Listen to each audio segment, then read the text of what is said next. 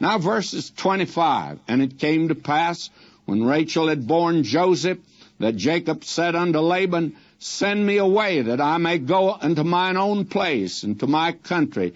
Give me my wives, my children, for whom I've served thee, and let me go, for thou knowest my service, which I have done thee.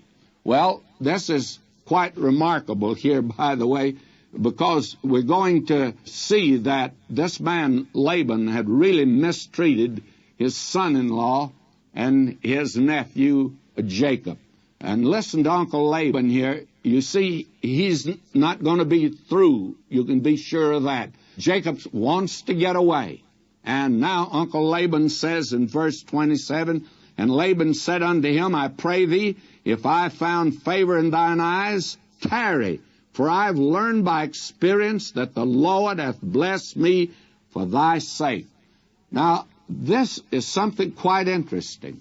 This was something that you will recall that Abimelech, king of Gerar, found out when Isaac was in his midst. He was blessed because of his presence. And this is something now that Uncle Laban has discovered, that God is with Jacob and he's blessed him. And Uncle Laban said, Now, look, my boy, don't rush off. Don't leave me. Just hang around. And I've been blessed, and I want to raise your wages. I'll pay you more.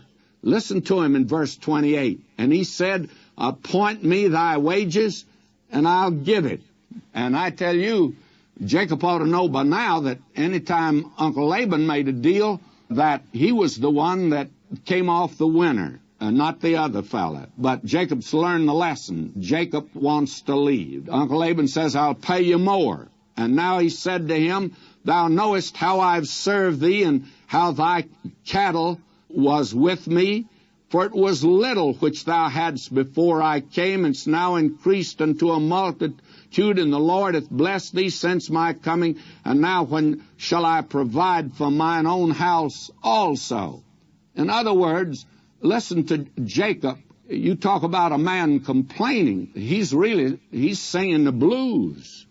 In other words, he's saying here, all I've got out of all of this service for you are 2 wives and 2 maids to the wives, and I've got a house full of boys. In fact, he's got 11 boys now. Now, what in the world is he going to do? How's he going to feed them? And he says, God blessed you and he prospered you, and I don't have anything. In other words, you're the one that's prospering and I'm not. And now Jacob says, and will you listen to him?